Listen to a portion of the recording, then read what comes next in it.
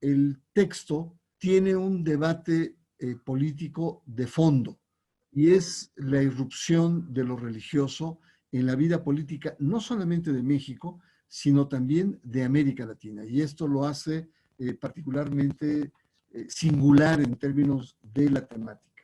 Es decir, el libro entra como una preocupación, sobre todo por los amagos del presidente Andrés Manuel López Obrador, que en determinados momentos parece un predicador. Utiliza la Biblia, utiliza símbolos religiosos, tiene un discurso moralista y moralizante, y hay confusión en diferentes niveles. Entonces el libro responde o trata de responder a esta irrupción de lo religioso en la política, a estas características que estaba tomando Andrés Manuel López Obrador y cómo la sociedad en su conjunto reaccionaba fundamentalmente a este giro que está dando Andrés Manuel López Obrador. Bueno, digo que es un libro que es parte de un debate más amplio, porque el ascenso de lo religioso no solamente es en México, sino es una irrupción que se da prácticamente en toda América Latina. Es decir, quizá Bolsonaro en Brasil es la expresión más fuerte, pero tenemos casi toda Centroamérica, donde lo político y lo religioso son un binomio que han venido creciendo fundamentalmente por el ascenso de los grupos pentecostales. Hay un doble fenómeno. Por un lado, hay una debacle católica, hay una caída no solamente del número de católicos, sino de la pertinencia, de la centralidad social del universo católico en América Latina, y por otra parte hay un ascenso importante de minorías pentecostales que han ganado mucho peso, sobre todo en las coyunturas electorales. Me explico, cada vez en América Latina, como en México, las contiendas tienden a ser muy cerradas, y por lo tanto el voto corporativo ofrecido por grupos pentecostales puede marcar la diferencia. De ahí que entendemos cómo Andrés Manuel López Obrador al inicio de su campaña hace una alianza con el PES. Esto marca una lógica en América Latina en la que los políticos abren sus puertas para garantizar un número seguro, puede ser pequeño, puede ser mediano, pero es seguro, del voto corporativo pentecostal. De ahí que los pentecostales en los últimos 10 años han tenido un proceso de crecimiento muy dinámico. Han empezado con bancadas pentecostales, con candidatos regionales a diputados, alcaldías, y bueno, en los últimos años hemos sido testigos de que ya tienen candidatos propios, candidatos pentecostales a la presidencia de la República. El caso de Brasil, pero no solamente es el único, tenemos el caso de Guatemala, en que gana, tenemos realmente por fracciones no accede al poder en Costa Rica. Bueno, eso es un elemento muy importante. El segundo elemento importante que hay que centrar el foco, el gran foco latinoamericano, es que estos ascensos son pentecostales, pero son profundamente conservadores. Son iglesias que tienen una actitud salvacionista, critican la sociedad moderna, critican la clase política, critican fuertemente la corrupción, la ineficacia, y sus bases sociales son profundamente populares. Y por lo tanto, entonces, así como los pentecostales tienen esas actitudes de salvación del alma y del cuerpo, también están en esta aventura de la salvación política. Entonces es importante porque muchos de sus discursos son morales, son moralistas. El mal es la política, es parte del demonio. Los políticos son actores que están profundamente influenciados por el maligno, y por lo tanto entonces solamente Cristo puede tener una actitud de salvación a través de los grupos pentecostales. Esto es muy importante como contexto, porque en México, y paso al segundo punto, Andrés Manuel López Obrador es un presidente que desde el proceso electoral del 2018 incorpora en su discurso político lo religioso.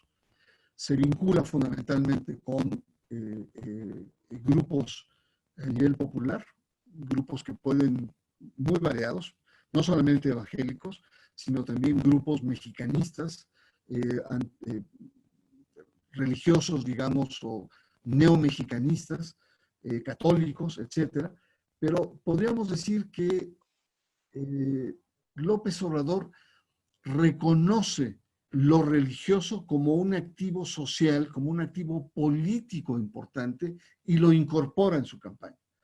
Entonces, la primera pregunta que nos hacemos en el libro, tanto Roberto y yo, Roberto Blancarte, coautor del libro, es en quién cree Andrés Manuel López Obrador. Y ahí tenemos puntos de vista diferentes. Para Roberto evidentemente es un católico, pero es un católico un tanto atípico en el sentido que incorpora diferentes sensibilidades religiosas, sobre todo de evangélicos, sobre todo evangélicos pentecostales, incorpora elementos de la teología y la liberación, esta cuestión de Cristo optó por los pobres, Cristo murió por luchar por la justicia, yo sigo los pasos de Cristo. Y por lo tanto, podríamos decir que es una especie como de licuado religioso, es decir, una especie de melange de diferentes sensibilidades cristianas en el cual configuran la personalidad político-religiosa del actual presidente. De mi parte, yo más bien pienso que más que un homus religiosos, Andrés Manuel López Obrador es un animal político, es decir, él mismo lo ha dicho, usando al nigromante. Yo me hinco donde el pueblo se hinca, es decir, él reconoce la fe y la religiosidad popular como un factor poderosísimo en términos de movilización social, de conciencia, de cultura, y él frente a eso tiene una actitud de máxima apertura. Entonces tenemos ahí el primer elemento que más que desde mi punto de vista, están como las dos posturas. Lo que caracteriza en los primeros meses de Andrés Manuel López Obrador es la apertura, más que a la alta jerarquía católica, es fundamentalmente a las iglesias pentecostales, en especial a una red que es liderada, se llama Confraternice. Arturo Farela es el líder de esta red, y en marzo del año pasado, marzo de 19, presidente se compromete a entregar canales de televisión a los grupos evangélicos. Y esto crea mucho ruido, crea mucha tensión, etc. Posteriormente hay un segundo episodio muy importante y es el tema de la distribución de la cartilla moral. La distribución de la cartilla moral, donde este grupo evangélico dice, denme 10,000, con esos empiezo y voy a distribuir, incluso a formar parte del mensaje político-religioso de mis iglesias. Y esto también genera mucho lío al grado que llega a gestionarse un conflicto al más alto nivel, incluso con la propia jerarquía política. Lo interesante en todo esto es que estas dos coyunturas nos desnudan las posturas políticas y religiosas, no solamente de las iglesias, sino ni del Estado de la Cuarta Transformación, sino también de la sociedad. Es decir, es un momento en el que se polarizan las posturas y para la observación sociológica resulta un banquete, un verdadero placer, porque tiene las posturas más nítidas que generalmente no son tan claras. Y tenemos posturas como la del episcopado mexicano, en donde se siente agraviada por esta irrupción evangélica, e incluso algunos obispos le plantean a López Obrador que cuide y respete el Estado laico. Yo nunca habría imaginado tantos años como analista del tema religioso que la Iglesia Católica le pida a un presidente que respetara el Estado laico. Y esto lo hizo de manera muy clara a través de una conferencia de prensa que dio el obispo de Morelia. El episcopado entra en esa coyuntura un tanto partido, es decir, por una parte una actitud más condescendiente, más dialogante por parte de la estructura de la conferencia de la SEM, mientras la estructura de la Arquidiócesis de México, del cardenal Aguiar Retes, es más dura. Incluso tiene editoriales profundamente bélicos frente al tema. Y esto muestra cómo esta actitud de López Obrador coge a la Iglesia Católica no unificada en una postura frente a la Cuarta Transformación. Igualmente pasa con las iglesias evangélicas, que es también un conglomerado muy complejo, muy amplio en México. Hay grandes iglesias muy poderosas y hay iglesias muy pequeñas, pero agrupadas, son un conglomerado bastante importante en términos sociales. Hay que decir de entrada que Confraternice no responde a un número cuantitativo amplio, es un grupo, incluso diría, relativamente pequeño, pero son pequeñas iglesias, lo que llaman iglesias de garage, pequeñas iglesias montadas en casas, en barrios muy populares, etcétera, en diferentes partes del país. Y las iglesias grandes, que no son muchas, pero son poderosas, como las Asambleas de Dios, la Luz del Mundo, hay otras más que también merecen atención, llegan también cuestionando la interlocución que hace Andrés Manuel López Obrador sobre ciertos líderes religiosos, concretamente con los líderes del Partido Encuentro Social y concretamente con Confraternice. De tal manera que en el campo religioso encontramos profundas fracturas frente a esta apertura de Andrés Manuel López Obrador frente a las iglesias evangélicas.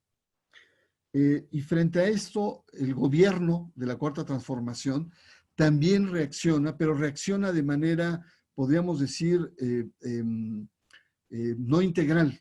Es decir, hay ciertas fracturas de reacción frente a esta coyuntura que, por eso digo que fue un banquete de observación sociológica, porque pudimos ver que incluso al interior de la propia Cuarta Transformación no hay unidad o no hay un discurso homogéneo o un planteamiento que permee al conjunto de la estructura gubernamental. Entonces, tenemos, por ejemplo, en el Senado de la República,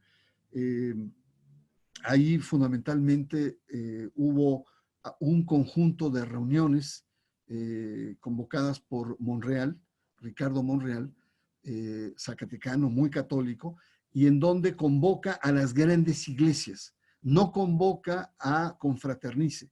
Por ahí está María Eugenia Cruz, la vi que está entre las invitadas.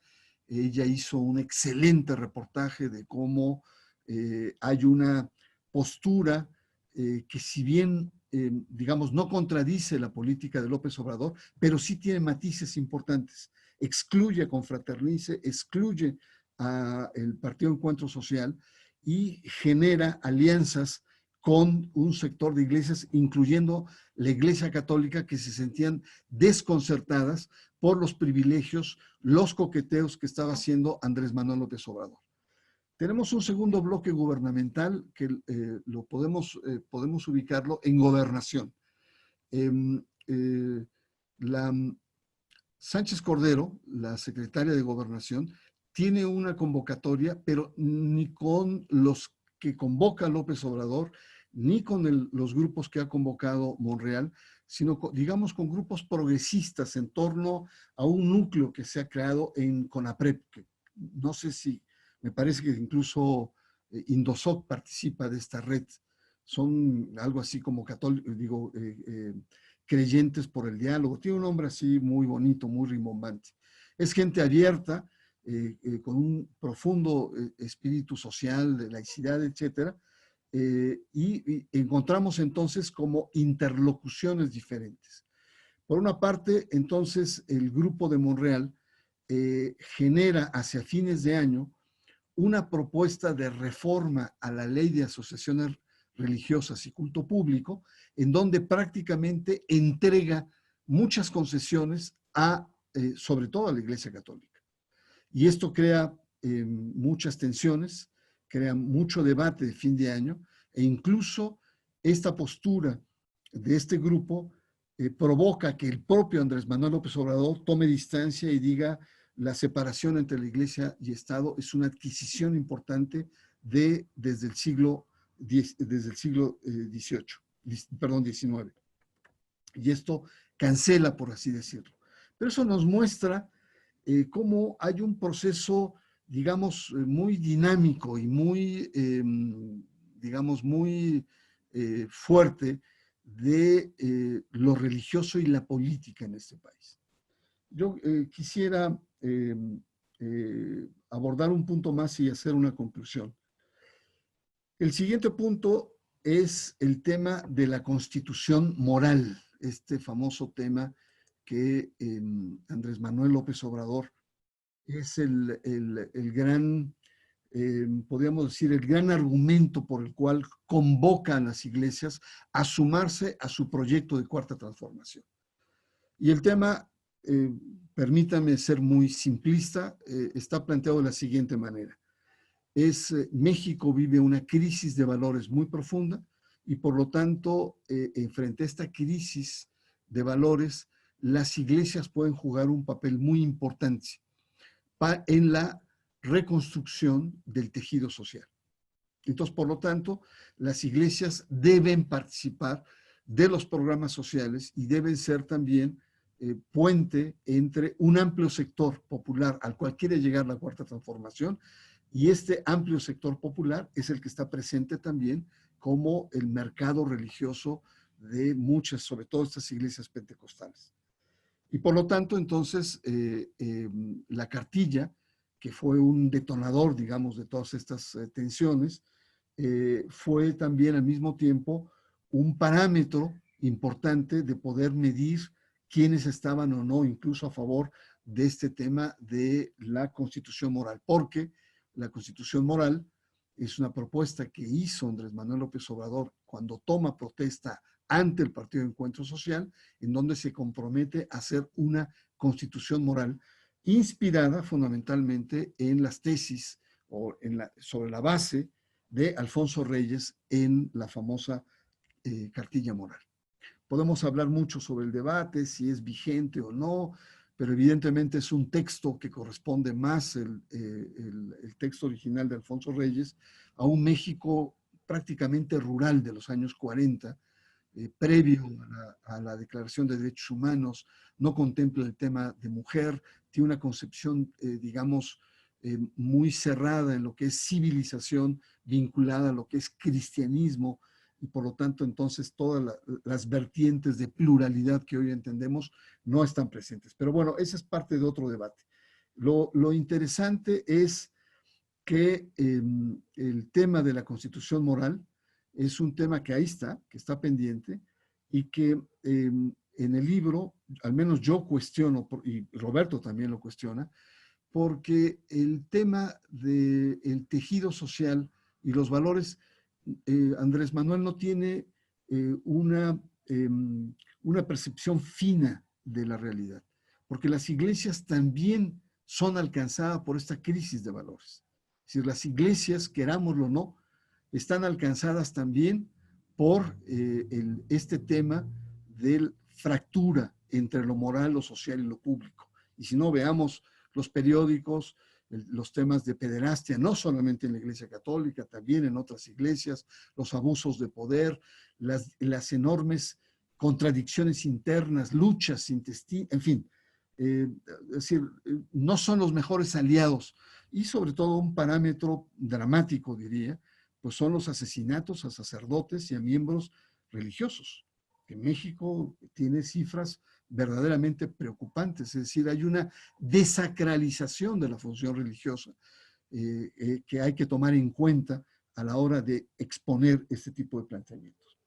Yo quiero terminar, creo que ya me extendí demasiado para poder intercambiar, diciendo que lo que está de fondo en el texto es el subtítulo. El libro se llama AMLO y la religión, que tiene muchas aristas, pero el fondo del libro es el Estado laico bajo amenaza. Y ahí creo que el tema es claro. Es decir, la laicidad eh, está siendo sacudida, sobre todo en términos de la histórica separación entre el Estado y las iglesias. Ahí Andrés Manuel ha tenido una postura muy ambigua, el presidente de la República, es que se puede tomar, digamos, críticamente, incluso yendo por encima del orden jurídico establecido. Muchas iglesias de confraternice manejan dinero del Estado, manejan dinero de programas sociales, manejan programas como Jóvenes Construyendo un Futuro. Algunas iglesias funcionan como bancos que reparten recursos, y eso no está regulado, no está contemplado, y tiene aristas importantes. Yo lo que diría, diciendo que es una magnífica oportunidad para revisar, actualizar en todo caso, la laicidad del Estado. Es decir, la laicidad del Estado no quiere decir que tengamos una concepción cuajada, que sea una paleta, que sea un hielo inamovible, ¿no? Es dinámico, tiene que acomodarse. Lo hemos visto en Europa, en Francia mismo, que ha tenido cambios muy importantes. Sin embargo, creo que lo que ha permitido la laicidad en México es un régimen de convivencia en términos de libertades, de protección de minorías y sobre todo de libertades religiosas, y que por lo tanto, si nos ha funcionado, tenemos que ajustarlo. Pero hacer cambios drásticos en la práctica, en los hechos, conlleva riesgos porque llega a confusiones importantes. Y una de las principales confusiones es regresar a viejas actitudes de cristiandad, es decir, esta especie de neoconstantinización de algunas iglesias que, digamos, se politizan y actúan en tanto una extensión o un brazo político de un proyecto, de un partido o de una ideología política. Y creo que lo que hemos aprendido en estos es tener esta sagacidad de poder distinguir diferentes planos. Bueno, yo lo dejaría aquí. Yo diría, tiene un correlato internacional, que es la caída de lo católico a nivel latinoamericano, el ascenso político de, sobre todo, movimientos pentecostales, un ascenso conservador, que incluso pone a prueba muchas de las libertades que en América Latina y particularmente en México, sobre todo con minorías, hemos conquistado. Dos, que en quién cree o en quién no cree el presidente debía ser un tema personal, pero lo ha politizado y ha hecho que sus creencias sean fundamentalmente políticas. Y finalmente el tema de la diversidad política con la que este ascenso religioso en lo político ha tenido. Y el tema, el último, que es fundamentalmente la defensa, que es lo que pretendemos en el libro, de la laicidad moderna en el Estado mexicano. Aquí quedo. Muchísimas gracias, Bernardo, por tan interesante, yo le llamaría una radiografía religiosa de un líder político y de un Estado amenazado. Pero bueno, Abraham tendrá comentarios más agudos que los míos. A mí me toca ahora hacer un pequeño comentario en torno a la temática del libro que escribieron el maestro Bernardo Barranco y el doctor Roberto Blancarte. En primera instancia, pues yo destacaría que para el momento en el que fue escrito, nos alcanza a hacer una documentación bastante completa sobre cómo ha sido la gestión política de la relación con las religiones en el gobierno de Andrés Manuel, también cómo ha sido su trayectoria política en términos de relaciones con las religiones. Y vaya, como bien dijo el maestro Bernardo, pues el contenido es fundamentalmente periodístico, aunque hay un debate de fondo, y los exhortaría a revisarlo. El libro está compuesto por una secuencia de ensayos sobre distintos temas relativos a la religión en la Cuarta Transformación. Y precisamente creo que el aporte que yo podría hacer al comentar este libro es justo a tener una mirada un poco, digamos, teórica sobre los contenidos del libro. De ahí que aquí a mi intervención le voy a llamar Proteger y repensar la laicidad en la Cuarta Transformación, que es justo, creo que el desafío ante el que nos encontramos en el momento actual. Y quisiera comenzar justamente, voy a hacerlo un poco como de abogado del diablo, porque voy a tratar de retomar la perspectiva desde la cual Andrés Manuel dice que se está acercando a la laicidad. Y entonces Andrés Manuel se dice respetuoso de la laicidad, incluso admirador de Benito Juárez, y nos invita a ampliar nuestra concepción sobre el Estado laico, a entender que el Estado laico significa también garantizar la libertad religiosa.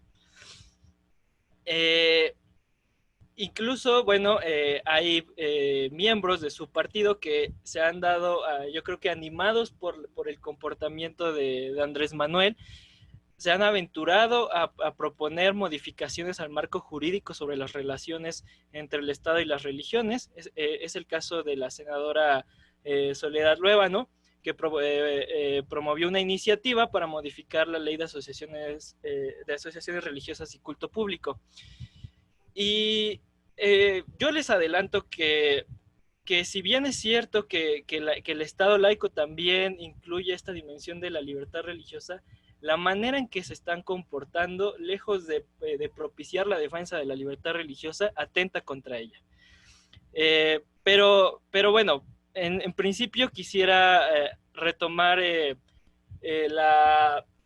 ahora sí que la provocación que nos dan estos actores para repensar la laicidad. Repensar la laicidad, que es un componente distintivo del Estado mexicano. ¿Qué elementos nos podrían hacer,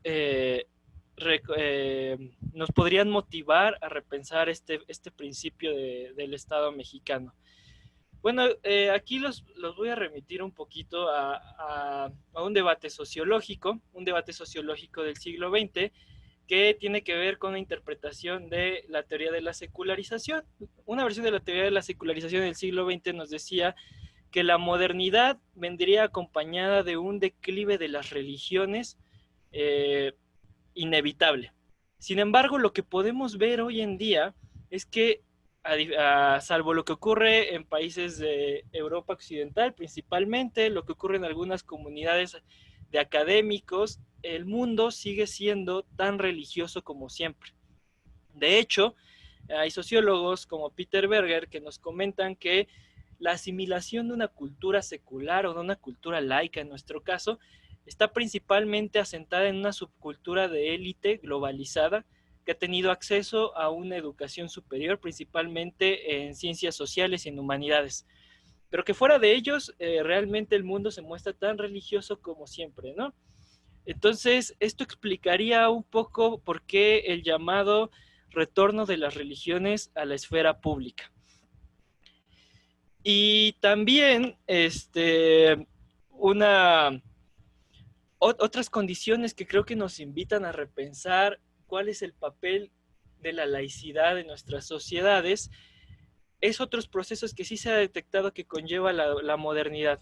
Si bien la modernidad no conlleva necesariamente una desaparición, un declive de las religiones, lo que sí parece conllevar es un crecimiento del pluralismo. Y si bien, por ejemplo, nuestro país aún tiene una abrumadora mayoría católica, percibimos cómo se empieza a diversificar el mercado de las religiones. Y eso sin duda impone un importante reto para los estados modernos. ¿Cómo gestionar esa diversidad? ¿Cómo actuar ante esta diversidad? Asimismo, también en la modernidad observamos que si bien puede suceder que algunas instituciones, el marco jurídico, están secularizados, es decir, están libres de fuentes religiosas, pues los actores religiosos tienen una notable vitalidad tanto en el ámbito público como en el ámbito privado.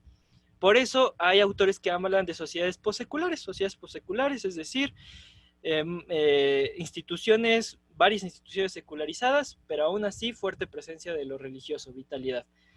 Y también quiero que pensemos en cómo hay actores religiosos que por sus mismas convicciones religiosas desean participar de los asuntos públicos.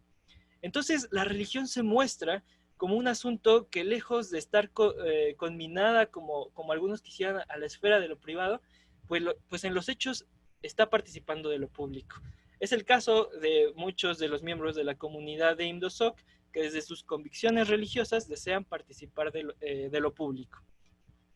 Ahora, esto es disruptivo en el marco de un país en donde la laicidad se ha asentado mediante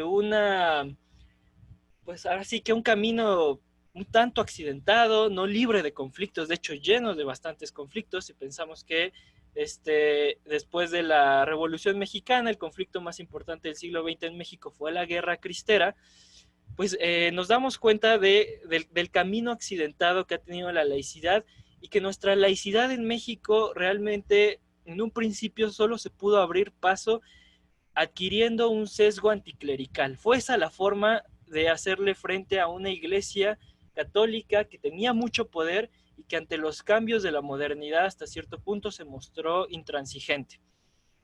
Es cierto que con las reformas que hubo al marco jurídico en 1992, el marco jurídico de la laicidad se hizo más propicio a la libertad religiosa, incluso al reconocimiento de la existencia de ya no solo de una religión, sino de distintas religiones en la esfera pública. Pero aún así, ese sesgo que de origen tiene, ese sesgo anticlerical, pues todavía nos hace difícil poder hablar de religión y de política en un mismo espacio. De ahí que, teniendo en cuenta que la modernidad conlleva una creciente pluralidad de la cual hoy podemos dar cuenta, hoy la podemos ver, pensando en esa pluralidad, es que veo adecuado repensar la laicidad en términos de cómo el Estado puede hacer frente a este pluralismo, cómo puede reaccionar. Y aquí también retomo uno de los comentarios que hacía el maestro Bernardo, en el sentido de que pues la laicidad no es algo inamovible, ¿no? No hay que, esto es un concepto de sociología, reificarla en el sentido de pensar que es una cuestión que está más allá de nuestro ámbito de acción humano. La laicidad es un producto humano y como producto humano podemos adecuarla a nuestras condiciones.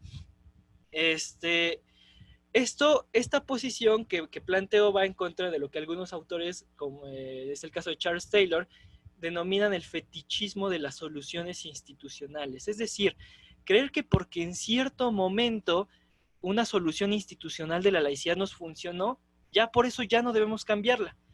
En ese sentido, yo me sumo a quienes abogan por estar abiertos a debatir que esto se puede modificar. Pero claramente hay que hacerlo con mucho cuidado por el trayecto que ha tenido en nuestro país. Y creo que justo para poder replantear qué es la laicidad, pues primero tenemos que entender bien a bien qué es la laicidad. Por el mismo trayecto histórico que ha tenido en nuestro país, a veces la ligamos a la separación legal entre el Estado y las iglesias, pero la laicidad es algo mucho más amplio, y aquí retomo la definición que da uno de los coautores del libro, que es Roberto Blancarte, Nos dice que la laicidad es un régimen social de coexistencia cuyas instituciones políticas están legitimadas principalmente por la soberanía popular y ya no por elementos sagrados o religiosos. Es importante esto, pensar en que un Estado que no es laico, y es lo que pasó en México hasta antes de mediados del siglo XIX, el Estado obtenía su fuente de legitimación en gran parte de las religiones, de una religión en particular que era la Iglesia Católica.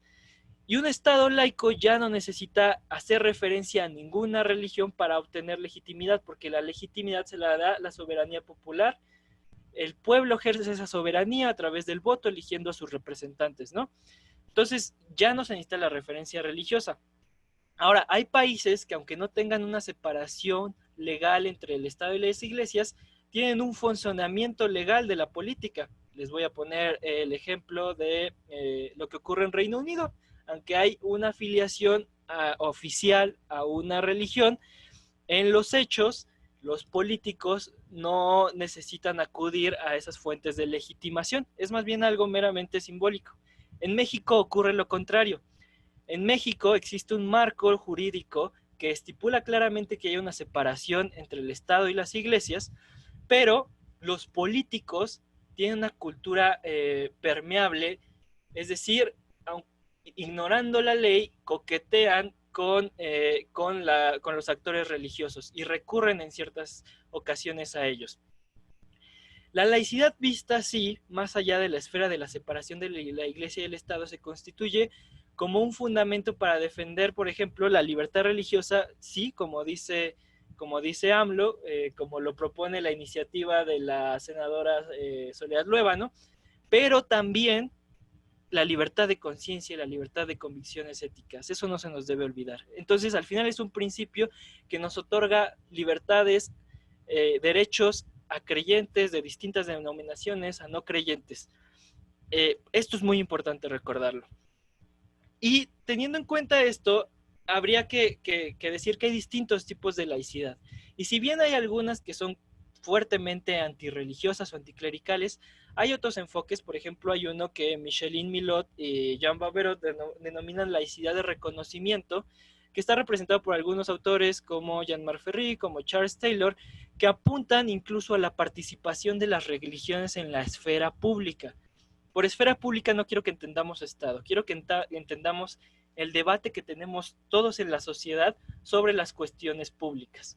Y entonces, por ejemplo, para Charles Taylor, la laicidad más bien se trata del papel del Estado ante la diversidad y se trata de maximizar tres bienes que son análogos a la consigna de la Revolución Francesa: libertad de creer o de no creer, igualdad entre creyentes de diferentes denominaciones y entre no creyentes, y la promoción de un trato civilizado, fraterno, entre personas con ideologías y creencias distintas. Esto incluso se refleja, por ejemplo, ya en el artículo 17 del Tratado de Funcionamiento de la Unión Europea. Se invita a la participación de las religiones en los debates públicos. Claro, con ciertas reglas. Por ejemplo, en una investigación que hice sobre el papel de la religión de la esfera pública, planteé una serie de condiciones para la participación de los creyentes. Y no me voy a detener demasiado aquí, pero, por ejemplo, una de ellas es que adecúen sus contenidos de fe a la moral universalista de los derechos humanos. ¿Por qué? Porque los derechos humanos son la base ética reconocida en la Constitución que nos permite tomar acuerdos. Otra, por ejemplo, es que si bien pueden participar en los debates de políticos, por ejemplo, si estos debates políticos tienen lugar en un foro institucional, en un foro oficial, en un foro gubernamental, tienen que ser capaces de traducir su lenguaje religioso a un lenguaje secular, accesible a todas las personas sin importar sus creencias o ideologías. A lo que voy es que en el marco de la laicidad, la religión puede tener un lugar en la esfera pública, pero bajo ciertas condiciones. Y estas condiciones son importantes. Son importantes porque, si no tenemos cuidado, lo que puede ser el ejercicio de una libertad, de la libertad religiosa de unas cuantas personas, puede atentar contra la libertad religiosa o la libertad de pensamiento, de conciencia de otras personas. Por eso la inserción de las religiones en la esfera pública no se debe hacer desde el Estado, sino desde la sociedad civil. Desde la sociedad civil, los actores, por ejemplo, los ciudadanos creyentes, que desde sus convicciones religiosas quieren participar en lo público, pueden hacer pronunciamientos respetando los derechos de terceros, respetando las religiones de otros, aceptando que son una posición más, entre otras, pero esto se hace desde la sociedad civil. Y si acaso el Estado, más bien, lo que debe asumir es una posición neutral. ¿A qué me refiero con neutralidad? Me refiero a que el Estado no debe de favorecer o perjudicar a una u otra religión, sino que más bien debe garantizar que todos tengan libertades y que todos tengan un trato igualitario. Y de hecho, a veces esa neutralidad implica no ser pasivo. Esa neutralidad a veces implica emparejar el piso. Y quiero que hagamos una analogía con lo que ocurre en el ámbito económico. Por ejemplo, hay una ley de competencia económica en México que reconoce la existencia de agentes preponderantes. Pues si pensamos que las religiones, hay un mercado de las religiones, pues también hay agentes preponderantes. Y si no tenemos cuidado con la acción de esos agentes preponderantes, podemos dejar desprotegidas a minorías religiosas. Porque si bien es cierto que en el plano ideal, en el plano formal, todos somos iguales, en el plano material no todos tenemos los mismos recursos para hacer valer nuestros derechos. Entonces el papel del Estado debería de ser el de garantizar que haya un piso parejo para todos. Ahora, Andrés, lo que hemos visto con la política mexicana es que más bien las acciones de nuestros políticos a veces atentan contra eso porque parecen reconocer más bien a ciertos cultos mayoritarios. ¿Y esto por qué? Porque detrás hay una intención instrumental de lo político. La política tradicional, las instituciones públicas a nivel mundial sufren una crisis de legitimidad. Y a esa crisis de legitimidad ha llevado a los actores políticos a sacar esa credibilidad no de donde deberían, que es de la soberanía popular, sino más bien de ámbitos extrajurídicos. Entre ellos está el religioso. Y nosotros aquí les estoy poniendo algunos casos que generaron mucha controversia en su momento. Está el de cuando Vicente Fox besó el anillo del pescador. Está el de cuando Javier Duarte consagró el estado de Veracruz al Sagrado Corazón de Jesús. Y me voy a detener en el de Andrés Manuel. Andrés Manuel, bajo conceptos de sociología, lo podemos catalogar como un líder carismático. De acuerdo con Max Weber, un líder carismático es el que obtiene legitimidad no de la fuente burocrática, de la fuente estatal, de la fuente jurídica. De hecho, la obtiene de fuera de ella. Y pensemos justo como Andrés Manuel, si bien tiene la legitimidad ganada por la ley, porque fue electo pues en todo sentido de una manera correcta, con muchos votos, o sea, es claramente legítimo, en la votación fue claramente legítimo, pues también mucho de la credibilidad, de la simpatía que genera es porque recurre a otros elementos extrajurídicos, y uno de ellos es el religioso. Aquí hay, bueno, nada más les traigo algunas imágenes de actos controversiales sobre cómo ha sido la gestión de la laicidad en la Cuarta Transformación. Por ejemplo, uno que es bastante curioso es el del bastón de mando. El de la toma de bastón de mando es curioso porque, como bien mencioné, Andrés Manuel había obtenido la legitimidad que necesitaba para ser presidente de México vía los votos, lo había hecho legalmente. Y de acuerdo con el marco jurídico y con la teoría democrática, no necesitaba obtener legitimidad de otra fuente.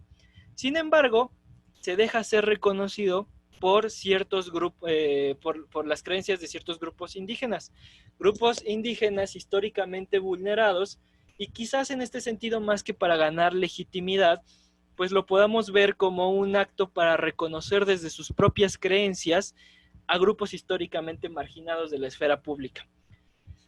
Quizás esa puede haber sido la intención. aún así, eso va en contra de lo que está reconocido en el marco jurídico de la laicidad.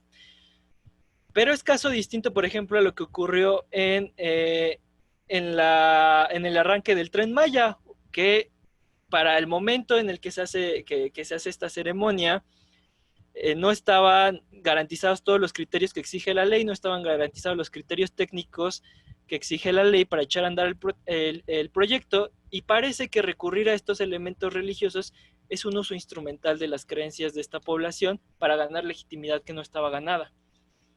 Otra decisión controvertida es la de analizar la posibilidad de dar concesiones de medios de comunicación a grupos religiosos, algo que en la ley de asociaciones religiosas y culto público pues está estipulado que no es posible. Y aquí, pues la pregunta es, ok, bueno, hay un argumento de que quizás esto pueda ayudar precisamente a la libertad de expresión, a abonar al papel de la religión en la esfera pública. Lo cierto es que las religiones no necesitan tener medios de comunicación para tener presencia en la esfera pública, aunque de por sí ya tienen espacios en medios de comunicación. Y de hecho, si nos ponemos a pensar, aunque Andrés Manuel dijo que esta posibilidad iba a estar abierta a todas las religiones, a todos los cultos, pues no todas las religiones, no todas las asociaciones religiosas tienen la capacidad económica para sostener un medio de comunicación masiva. Entonces aquí la pregunta es, ¿realmente estas decisiones abonan a un trato igualitario entre creyentes de distintas denominaciones y no creyentes? Digo, no quisiera hacer el cuento más largo sobre cada una de estas decisiones controvertidas, pero sí lo que diría es que las decisiones de Andrés Manuel en materia del trato con las religiones han sido desconcertantes. Yo creo que, y digo desconcertantes porque mientras se declara admirador de Juárez, por ejemplo, pues toma acciones que claramente van contra el marco jurídico de la laicidad, pues para mí son técnicas retóricas, técnicas políticas para ganar legitimidad, conciliar en un plano ideal, es decir, con su discurso, lo que materialmente es irreconciliable, lo que materialmente no está sucediendo.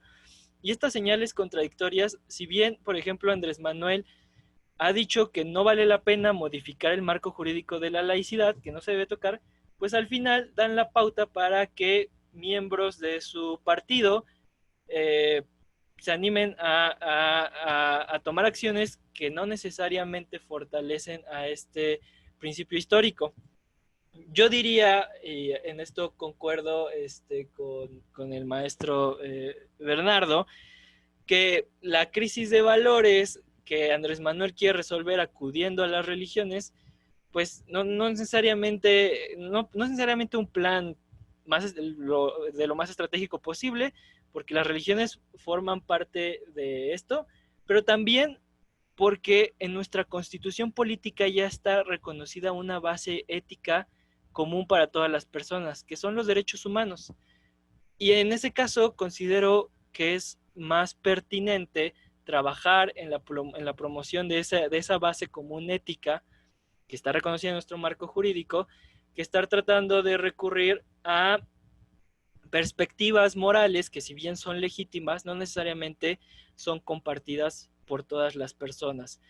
Entonces, la invitación aquí es, en síntesis, está bien abrir el debate sobre la laicidad, no tenemos por qué tener miedo de hacerlo, pero que sea un debate informado, tengamos conciencia de dónde viene este trayecto, cómo se han alcanzado ciertos derechos, y también estemos atentos a proteger este principio que nos garantiza libertades, derechos a personas con ideas y con creencias distintas. Y con esto concluiría mi reflexión. Gracias. Muchísimas gracias, Abraham, por tan informado comentario, en verdad tan informado, que pone en contexto las preocupaciones que plasma en el libro el maestro Bernardo Barranco. A continuación pasaré a leer las preguntas que nos dé tiempo de desahogar, con la finalidad de atender las preocupaciones que esta coyuntura nos impone. Voy a leerlas de par en par y trataré de de inferir cuando no esté marcado a quién van dirigidas para que puedan ser respondidas.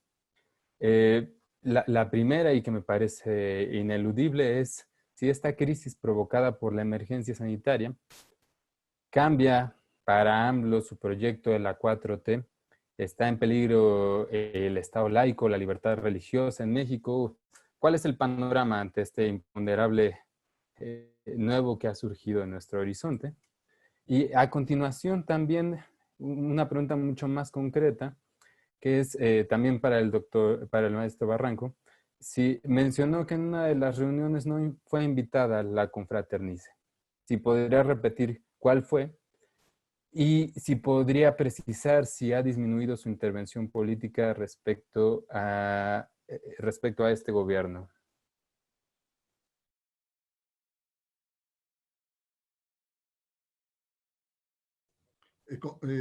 ¿Contesto ya? Por favor. Claro que sí. Bueno, la pregunta inicial sobre el tema de en qué medida la pandemia, pues la verdad que la pandemia representa un cambio de fondo de todo.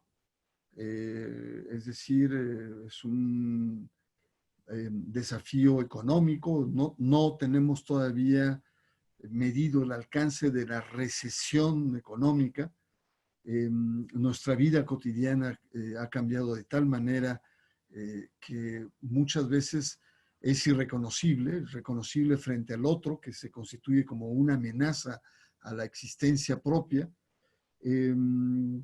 Nuestra concepción del tiempo libre, del espectáculo, de los deportes, todo cambia. Y en las iglesias también tiene una afectación importante, significativa y dramática al mismo tiempo, porque los grandes templos, los grandes castillos religiosos se convierten en lugares peligrosos de contaminación y de riesgo de contagios. Y por lo tanto hay cambios muy importantes en las iglesias que tienen evidentemente costos. El secretario de la Conferencia del Episcopado Mexicano, Alfonso Miranda, dijo que los ingresos de la iglesia han caído 98% de la iglesia católica, ¿no? Sus más de 15,000 templos, sus 98 catedrales en todo el país, no tienen los ingresos por los servicios religiosos, por los bautizos, por las bodas, por las primeras comuniones, etc. El Vaticano mismo, yo he leído libros que vienen de Italia, que está en circunstancias muy dramáticas, es decir, y es para todas las iglesias, no solamente para la católica. De ahí que muchas iglesias evangélicas hayan presionado o estén presionando para el no cierre.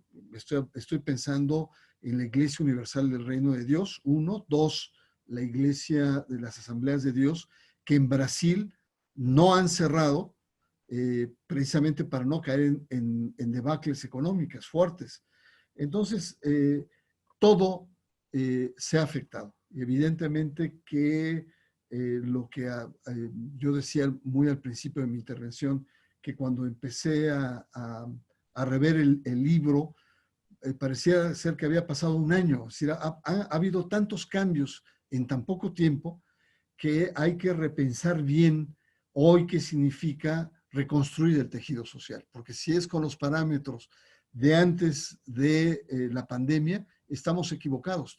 Tenemos que repensar de manera diferente. Yo creo que también en esos mismos términos queda a replantear el término de la famosa constitución moral. Sí, creo, respondiendo a la pregunta, que todo cambia en este momento, que hay un replanteamiento de fondo, desde las propias iglesias, desde las religiones, el uso de Internet, el uso de nuevas alternativas, nuevos lenguajes, la utilización de redes, etcétera, plantea.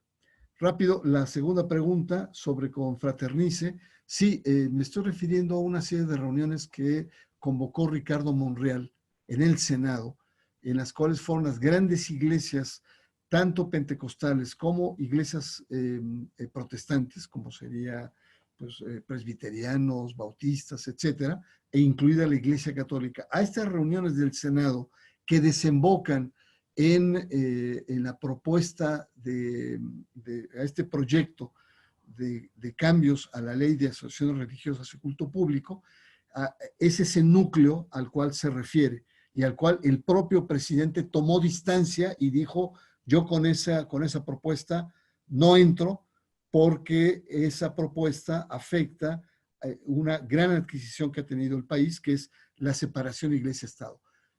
Por primera vez, desde la campaña hasta la presidencia, en diciembre del año pasado, Andrés Manuel se pronuncia por el tema de separación Iglesia-Estado. Entonces, son dos temas que, bueno, de manera muy rápida contesto. Muchísimas gracias. Seguimos con la andanada de preguntas que tenemos varias.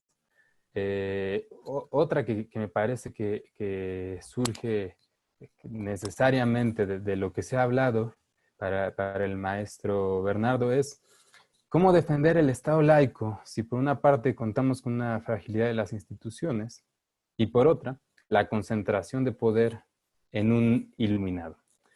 Y posteriormente, a propósito de lo que mencionaba Abraham, si podrías abundar un poco más en cómo podemos entender los rituales a los que recurre el presidente, limpias, ponerse collares, flores, si entra lo religioso, es solo un recurso para ganarse al pueblo, esto que hablabas de la instrumentalización.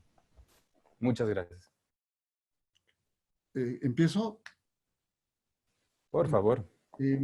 Este tema de la defensa del Estado laico, creo que Abraham hizo una exposición bastante clara y que yo coincido en la mayor parte de los planteamientos. Es decir, hay conceptos clave en la civilización, y hay conceptos históricos, y hay conceptos, digamos, permeables. Es como decir, la democracia, pues como es un concepto que viene desde los griegos, desde la antigüedad, pues vamos a cambiarla, ¿no?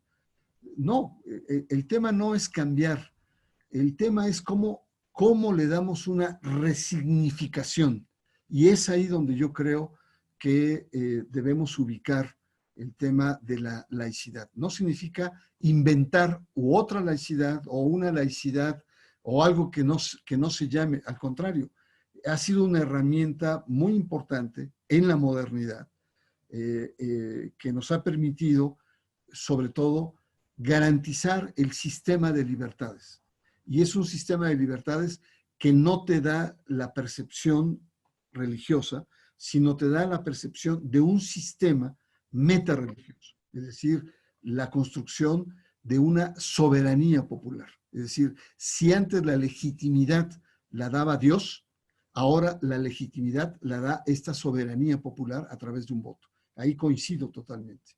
Sin embargo, como bien señalaba Abraham, la crisis política que vive todo el continente, no solamente el continente, yo digo Occidente, lleva a el uso de lo religioso como una forma no solamente de legitimarse, sino de hacerse políticamente popular.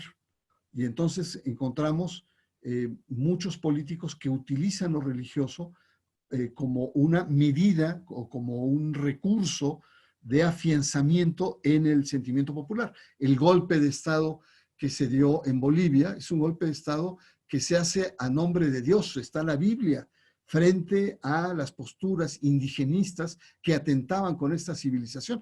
Pero la misma lógica la usamos con el golpe militar de Pinochet en Chile o el golpe en Argentina. Salvar la civilización occidental y cristiana. Entonces, la cuestión acá es repensar la laicidad, pero resignificarla con los requerimientos actuales.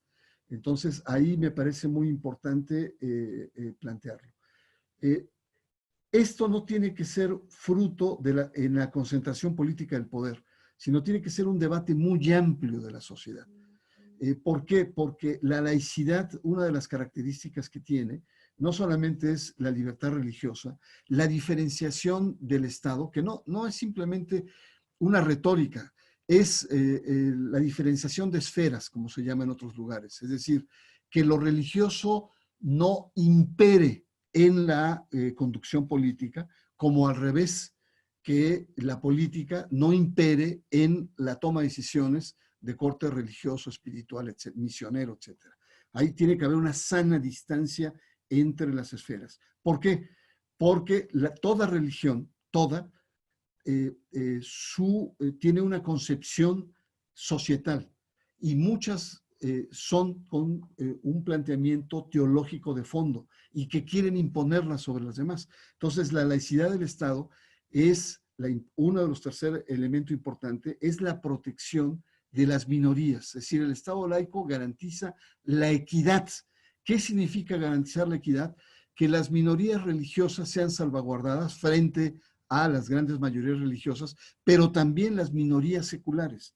¿Qué significa? Mujeres, homosexuales, una serie de cuestiones que están ahí planteadas. Entonces, creo que no es a través de la concentración del poder, porque es un poder utilitario del momento, sino los cambios tienen que ser cambios muy profundos, pero cambios que convoquen a una legitimidad social que lo da la sociedad civil, la academia, etcétera, que hagan replanteamientos de fondo, sobre todo en los temas de esta resignificación de la laicidad de México. Aquí acabo, perdón. Bueno, en cuanto a la parte de los rituales, justo quisiera remitirme a hacer un contraste entre lo que ocurre en los estados constitucionales, democráticos, modernos, seculares, y lo que ocurre en sociedades que en sociología se denominan como sociedades tradicionales o sociedades premodernas, donde la relación entre la política y lo religioso es sumamente permeable. Hay de hecho lo que se denomina una cosmización de la política, en el sentido de que el actuar de los gobernantes está proyectado hacia un ámbito trascendente que vamos mucho más allá de cuestiones prácticas. Detrás hay toda una cosmovisión religiosa. Y justamente los ritos que hemos visto, por ejemplo, lo que se ve en la ceremonia del bastón de mando, en el evento del Tren Maya, trascienden la esfera de lo estrictamente mundano. Para quienes performan estos ritos, probablemente tienen una significación muy ligada a su cosmovisión religiosa. No estoy seguro de que sea así en el caso de Andrés Manuel cuando los ejecuta. Ahí, y sobre todo por el momento en el que ocurren, aprecio cierto uso instrumental, es decir, recurrir a esos ritos, participar de esos ritos para, de cierta manera, ganarse a la opinión pública, a cierto sector de la opinión pública. O sea, mencioné el caso específico, por ejemplo, del Tren Maya, porque en el momento en el que ocurrió esa ceremonia, les comento que no se habían cumplido los requerimientos legales, los estudios técnicos que exige la ley para echar a andar el proyecto. Entonces, aquí, pues bueno, Andrés Manuel es una persona que dentro de las cosas que tienes, que conoce a México en sus adentros, y sabe la relevancia de poder recurrir a estas prácticas que son significativas para ciertos grupos de la población, y al final me parece que justo sabe sacar una ventaja política de estos actos. Muchísimas gracias a ambos. Voy a combinar una serie de preguntas que me han expresado en el chat para acabar con la última ronda antes de dar el cierre de la sesión. Estas dos son para el maestro Bernardo. Una muy concreta, un episodio histórico, cuando fue presidente Luis Echeverría, donó dinero del Estado para la construcción de la nueva Basílica de Guadalupe. En ese momento también peligraba el Estado laico. Y una segunda, más abstracta, presuponiendo que hay una diferenciación necesaria entre los valores del Estado, que podríamos también llamarle los valores de la democracia, y los valores de la iglesia, que podríamos también llamar los valores de la religión, en un momento de convergencia, ¿cuáles son las influencias que ejercen uno sobre otro? Se puede hablar también de una influencia del Estado sobre la religión, así como la de la religión sobre el Estado. Y por último, la influencia de la religión sobre el Estado, al menos en la coyuntura en la que nos encontremos, autoriza temer un Estado totalitario. Muchísimas gracias, maestro. Mira, bueno, son preguntas así que requieren como una mayor profundización, pero yo diría que pensar en la Basílica de Guadalupe, que fue construida con recursos del Estado, nos estamos refiriendo como a otro tipo de relación que, digamos, se construyó, que cuajó en la relación Iglesia-Estado. Es decir, hay varios autores como Soledad Loaesa, el Colegio de México, hablan de una relación equívoca. Es decir, por un lado, los políticos enaltecían esta dimensión anticlerical de la laicidad, pero por otro lado, de manera subterránea, no pública, las relaciones eran unas relaciones vinculatorias con el poder religioso. De tal manera que el episodio sobre la construcción de la Basílica de Guadalupe es consecuencia de esta dualidad con la que construimos o se construyó el Estado moderno mexicano. Después de una guerra cruenta, de momentos muy difíciles, se llega a un pacto. La misma Soledad Loaesa plantea que la estructura jurídica anticlerical se mantenía como una especie de espada de Damocles, pero en la realidad había una extrema flexibilidad en el tipo de articulación, flexibilidad que sigue prevaleciendo. Ahora, sobre el tema de la influencia del Estado sobre la religión y la religión sobre el Estado, pues yo diría que nos remite al tema de lo que sería la propia constitución moral. Es decir, la gran pregunta que muchos nos hacemos es si la actual constitución política de México no tiene como fondo una construcción ética y moral de la sociedad. Yo diría ética, moral y religiosa de la sociedad. Es decir, conlleva un estamento civilizatorio donde lo religioso, y aquí sí retomo a Reyes, está presente. Hay muchos ejemplos. No matarás. Está planteado en la Biblia, ¿no? Es uno de los grandes estamentos. No robarás, no harás perjurio. Bueno, en la Constitución, pues viene todo el desarrollo y en las leyes secundarias el desglose, las formas variables de matar, de asesinato, etc. Es decir, pensar que el Estado y los valores democráticos no tienen estamentos culturalmente religiosos es imposible. Es imposible porque la religión, sobre todo el cristianismo, ha permeado el conjunto de la cultura y de la civilización. Entonces, plantear una distancia, digamos, en términos de principios, de valores, de ética, es muy difícil. La diferencia se da más en la dimensión política. Es ahí donde se da la diferencia, ¿no? Y entonces, más que hablar de la diferenciación entre el Estado que tiene valores democráticos y la religión que tiene valores espirituales, creo que no es un planteamiento correcto. Yo creo que el planteamiento correcto es cómo ambos, lo religioso y lo no religioso, articulan un proyecto de país democrático. Y es el gran desafío que tienen hoy las iglesias.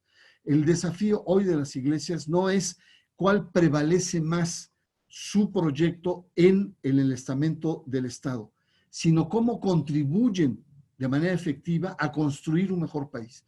Y creo que en el contexto del coronavirus, de la pandemia, de la crisis sanitaria, pues todo está revuelto en este momento, todo está a replantearse en este momento. Es más, yo diría, el contenido del libro en muchos casos está totalmente rebasado por lo que ha representado ese shock que estamos viviendo en términos de coronavirus y que evidentemente pues plantea o replantea esta relación con el Estado. En muchos países, lo religioso está emergiendo con más fuerza que antes. Por toda esta incertidumbre colectiva, mucha gente se refugia en lo religioso. Y los políticos han hecho semanas de oración, jornadas de oración, etcétera. Pero bueno, es un tema que nos podría llevar mucho tiempo, pero diría que hay esta ambivalencia, ¿no?, en lo religioso. Lo religioso hoy está teniendo quizá una presencia diferente, pero notoria en este momento de crisis.